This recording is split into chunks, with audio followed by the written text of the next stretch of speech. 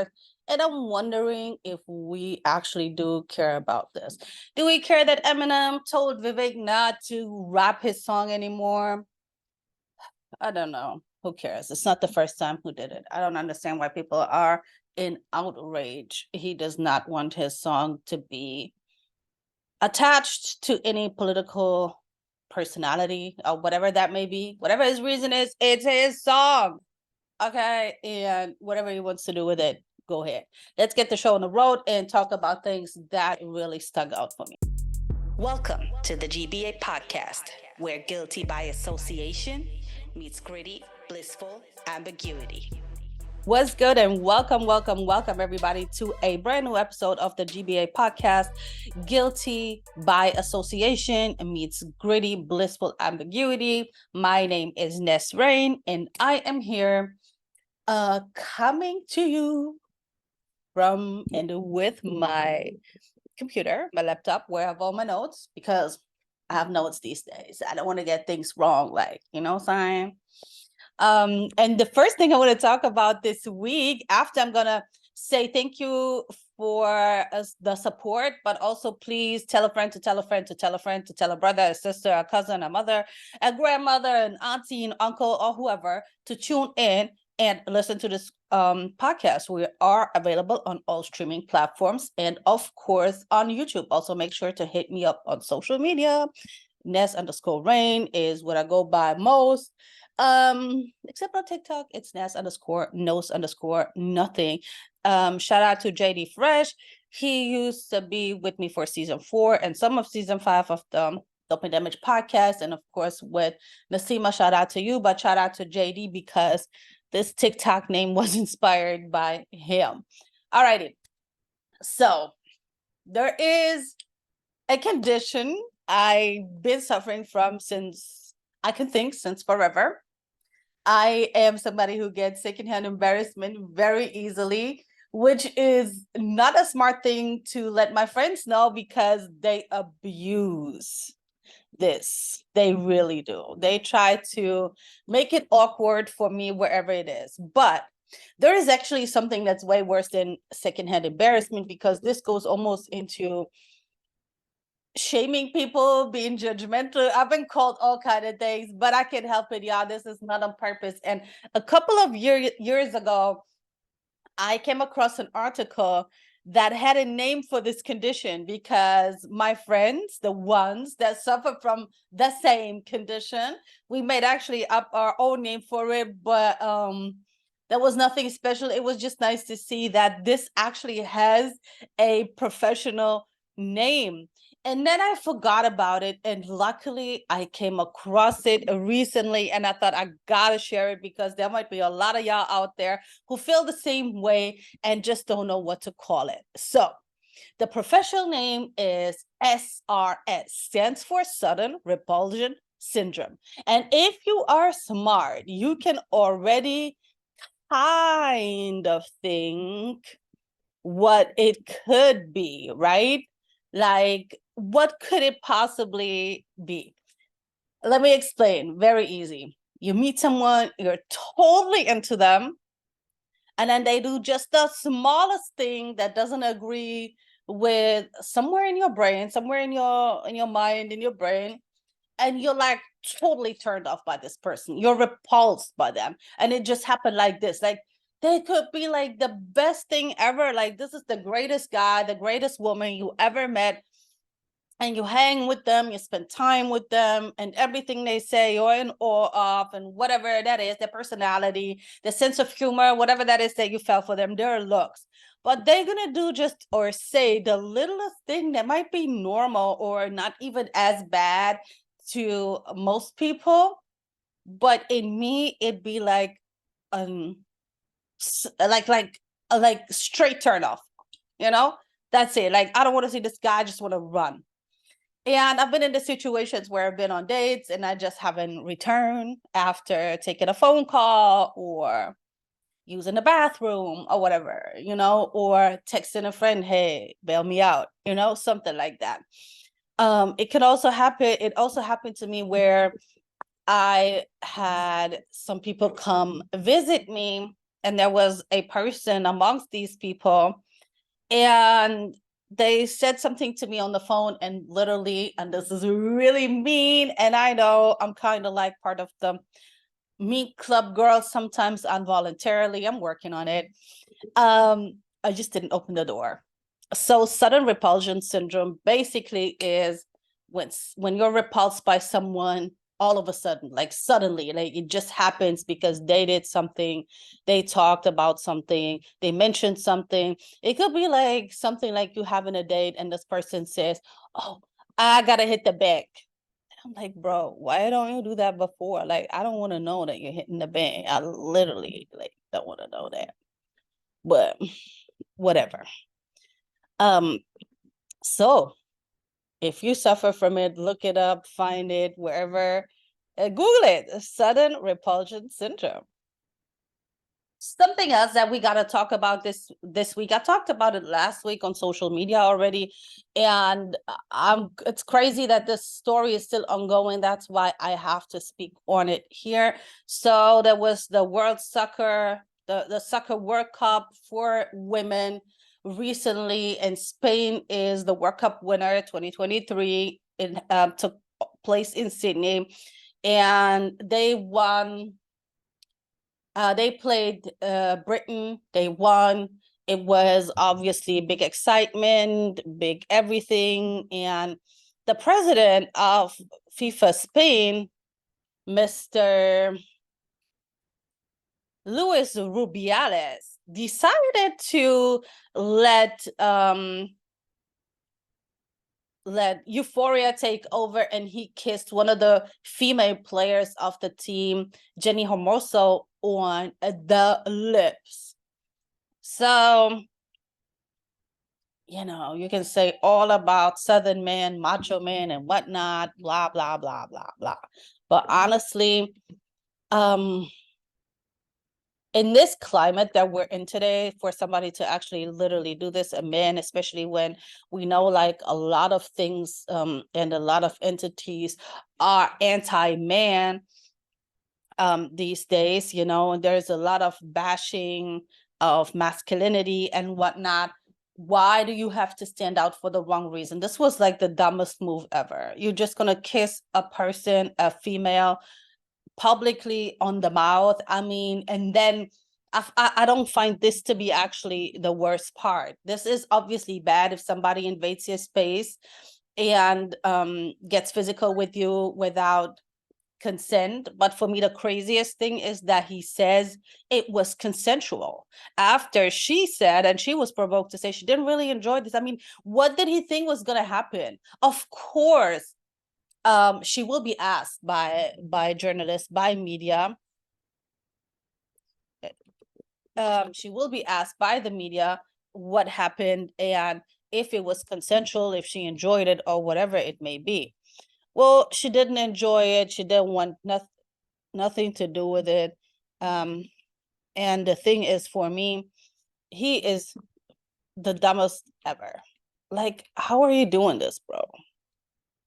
This girl literally said it wasn't consensual, and you're just out there saying she's lying. Why would she be lying? And yeah, of course, you can say there's a reason for her to lie because, oh, maybe she regretted it, maybe she felt uncomfortable. No, I mean, how can this even be consensual? I don't know if it was necessarily where he walked up to her and was like, "Oh my gosh, can I kiss you on the mouth? I'm so excited for you. Congratulations." And she'll say, "Yes, of course." No, I don't think it was like that. I don't think it was nothing like that. I just don't think he went a little bit cray-cray. Then he tried, after FIFA wanted to suspend him for 90 days and to investigate this situation. And the government wanted him to resign. The players said, "We're not playing as long as this guy is in power." They clearly made a statement of, "We're not down with this." Honestly, nothing changed, though. Nothing changed. Like, we're still doing the same thing. It's still like whatever, whatever. And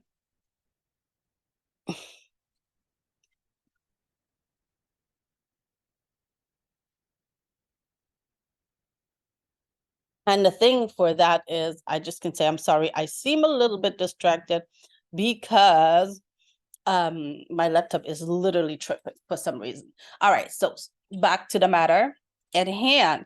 So now the story gets even crazier. Not only does he not want to resign after literally the whole of Spain wants him to resign and everybody else, because this thing went definitely international. I mean, soccer is international. The World Cup was international. Of course, this happened on international grounds. People are going to care about this. And as we all know, people are just literally sitting there waiting for people to make a mistake. And there you have it. The president of the FIFA in Spain made this big mistake, but just getting physical.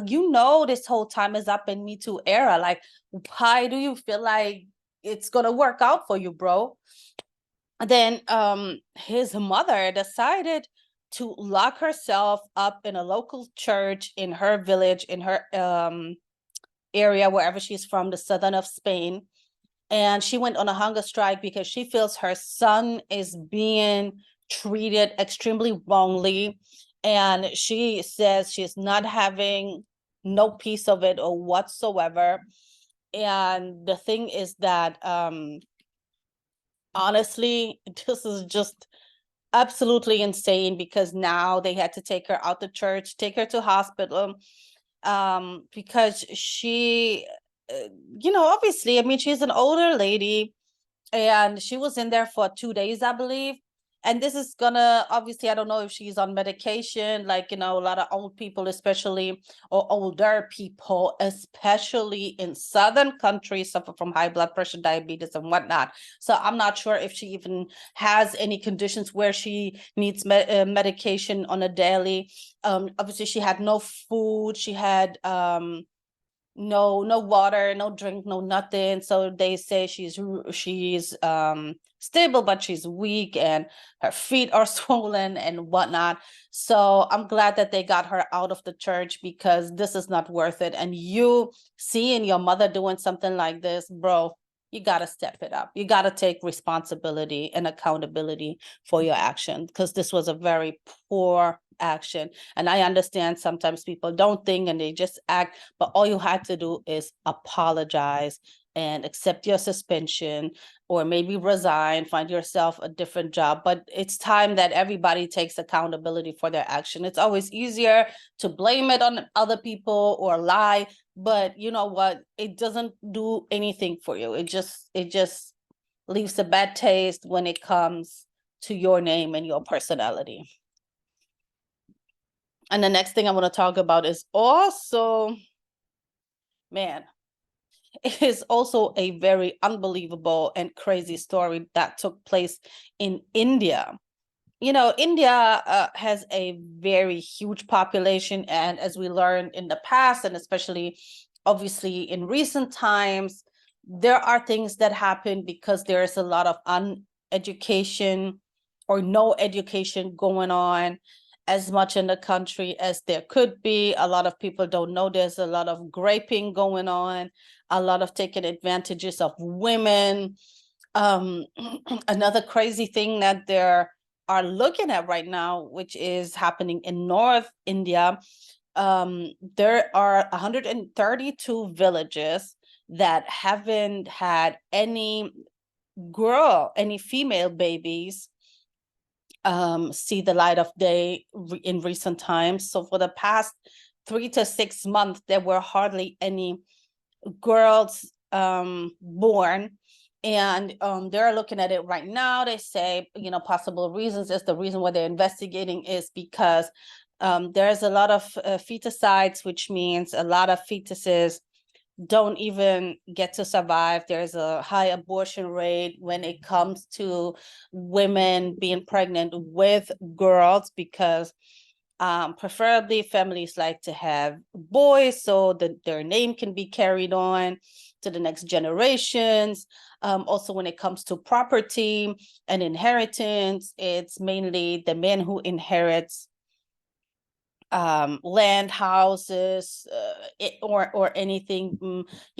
Girls usually get married off and they don't really inherit anything. It's the men who get it, because men, they have to go out there, find a wife, get married, and take care of their family. So this is how, if people have it, this is how they start off their sons, with having the sons inherit property and the land and whatnot. And honestly, this is a little bit disgusting, especially when you think of, like, there is plenty, and it's still ongoing, people who give birth to girls and who take their little baby girls home and they bury them alive. And just the thought of it it makes it really hard for me to talk about it, because I don't know, I have this craziness when I talk about stuff. I also picture it in my head, and I hate it. I hate it with a passion, because this is like the most awful thing, some little somebody that's completely innocent and not capable of defending itself or anything, to be like buried alive is just unbelievable. Yeah, so I just wanted to share that. But the main story I wanted to actually talk about, there is a video that went viral, which is absolutely insane, where there is a 7-year-old Muslim boy who was made to get up in his classroom, and the teacher ordered the other students to take turn in slapping him.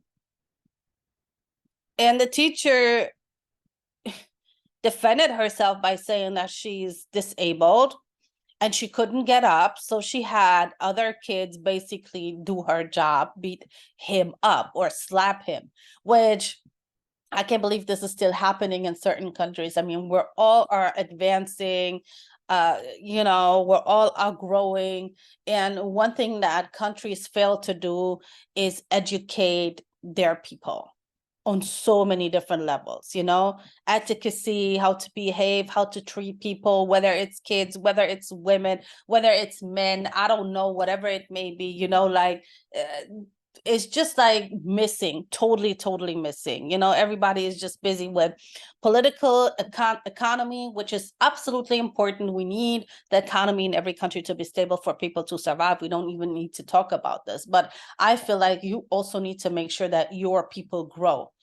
Like, I'm just coming back from Morocco, and I feel like there's so much potential, but unfortunately there is a lot missing, and this happens in so many other countries, and even way worse, like in this case that we see in India now, and the teacher apologizing, she's being investigated, she's suspended and whatnot. For me, there is no suspension whatsoever, bro. You're not coming back to work. That's it for you. I don't care whatever your reason is. You can't get up. You can't. And this is coming from me, and I'm gonna say it how it is. If you can fulfill your job, you shouldn't be doing it. Yeah, I understand. You need money. You need to make ends meet at the end of the month. That's all good. But apart from the fact that you shouldn't be slapping a child at all, like at all, as a teacher, as anybody else, but you can't be ordering students to do it. That is absolutely insane. And it's also sad that this is kind of like an attack on Muslim people, because under the Hindu party, the Hindu regime, they've been suffering a lot of attacks and a lot of anti-Islam treatment. Let me say it like that. This has been going on in the country, and there needs to be something done about this as well. This is absolutely crazy. So West Africa is absolutely going crazy at the moment. We all know about the coup on Niger. We all know that they dethroned Mohamed Bazoum, the president that the West wants back, because obviously Niger is one of the biggest uranium producers, and France, obviously, France Afrique, we know this term as well. France was a colonizer of a lot of countries in Africa, and although they say colonization is over, the new word is, I think, neo-colonization, which is absolutely true, because just because, we said the countries are independent and whatnot, but it's not like that, because when you look at Niger, you have so much poverty, although they are like one of the 7 biggest uranium producers in the world. And this is obviously apparently very important for France's nuclear weapons and all, but they're not really getting money. In fact, there were 14 countries who were using the French franc, the FCA, I think they call it. And Mali and Burkina Faso, they had enough. They dismissed French. Mali dismissed French as their national main language. They dismissed the franc. They want their own currencies. Niger, with the coup, obviously they said, we want to be free. We want France out of here. They want to get the French ambassador, the US ambassador, and the German ambassador out of here. They were like, no, we're going nowhere. So it was, they gave them 48 hours. They refused to leave. And then the now government, the junta, the military group, they turned off the electricity and the water to the French embassy, and there should be no food supply whatsoever. So let's see how this is going to go. But the junta are still celebrating and celebrated, and protests are definitely still happening and still going on. And the funny part of this is, I mean, what did France expect? Like, seriously, what did they expect? This was supposed to happen, because, I mean, don't forget, like, France is known for crazy and violent protests, uproars, and whatnot in their own country. You know, a lot of destruction happening. This is since the French been having their fights from years and years ago. It's instilled in them. It's in their genetics. So yes, you are going to obviously instill this into the people that you colonized as well. And one day they will turn against you. And this is this one day, you know.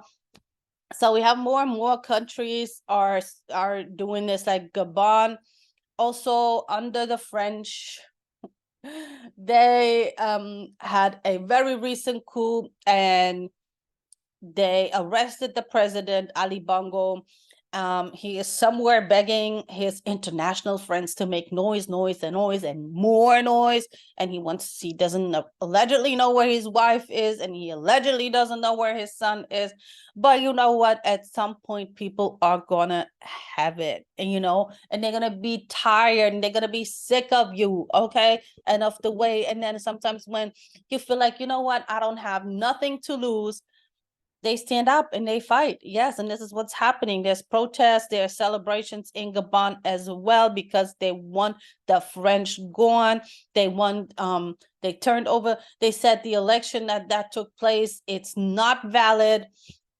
Because there was a lot of things going on over the past years, like internet blackout. That's what they love the most, these countries, because then obviously nobody can know what's happening outside diaspora, what people are saying in the diaspora, or even what people are saying from other nations, people connecting with each other. There is a lot of alleged there's curfews and a lot of wrong numbers where people allegedly didn't actually go to vote, but also in like areas where there was no success rate for that president whatsoever, all of a sudden it was 100% vote for him. People are not, how my mom says, they're not eating grass. People are not born yesterday. They know exactly what's going on. And this is what they took and turned into their advantage, and they're like speaking up for themselves, for their country, and I think that's amazing. Who are we to own any country? Why do we, this whole, anyways, I understand a little bit of the logic behind it, having borders, but who decided to have borders where? I don't know. I just, as far as I know, we all came onto this planet being equal, but the equality is being determined by different things these days. Wow. Mm-hmm. That's exactly what is going on. Um, this week, things that stuck out to me, stood out to me. My gosh, I can't even think. I can't even think straight. No, I really can't think straight. Another thing also that comes when it comes to sustainability and safety environment, and I know it's kind of like still a baby, because sometimes people care, sometimes people don't care enough. I never know what's up with that, but like how they came out a few years ago and they said, oh, um you see these straws, the plastic straws, they're very bad for the environment. We need to make paper straws, and this is going to be way more sustainable because you can break them down, and the environment can deal with it much better. I hate these paper straws, but most of the time you just have to accept new rules as how they come. So I personally don't use them unless I go somewhere and I have a drink and it's there, because I kind of like don't like to use the glasses. I have friends who worked in, you know, restaurants and stuff, and I do know that most of the time these glasses are not always cleaned thoroughly. Gosh, it's actually even worse with the cutlery when you think about it. Like you put all these forks and spoons in your mouth. Ugh. It's actually almost gross to eat outside. I don't know. I'm becoming more and more of a germaphobe. It's actually hilarious. I don't know why. I can't say. I have no idea. But it's just like no. Anywho, so these paper straws, they have something inside of them that they're made of called PVAS. And this whole PVAS chemical thingy is actually not breakdownable. It's actually not something that can be easily broken down by the environment, how they told us. So now they are saying, oh my, they're way worse than plastic straws for our environment, because this PFAS thingy is a forever chemical that will be forever here. And I get it, when you're still trying to figure out things, and you're still trying to develop things, you will get things wrong a lot. I mean, that's what we're here on the planet. We always find out new things. And that's why I hate when they say, oh, this is the best thing ever. This is what you got to do to protect yourself from certain viruses. And this is what you got to wear. And you got to protect your mouth, your nose. Oh my gosh, don't use the plastic straws because they are so destructive for our environment. But yet your new alternative is way worse. So stop telling people that this is the best and this is proven to be, no, just tell them this is what we have for now until we come up with better, but all these lies about the best thing, and you make people believe a lot of ish, which is absolutely untrue and very, very false, and it's extremely bothersome. It bothers me anyway. So yeah, I just next time when you go for a drink or some food out, just remember not to drink from a paper straw if you don't have to. I prefer when they actually, this is like, sometimes I'm so, I don't know, I just feel like I'm sometimes so ghetto, because when they serve you these little bottles and they give you a glass, sometimes I just drink from the bottle. And I feel like, okay, whatever. It just looks a little bit weird. I mean, I don't do it in a fancy place like that, but generally I prefer to drink from the bottle. I feel like it's much safer. It might not be always the best thing.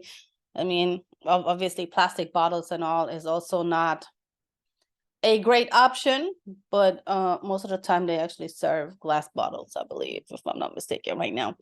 Alrighty. So let me share the fun fact of the week with you guys.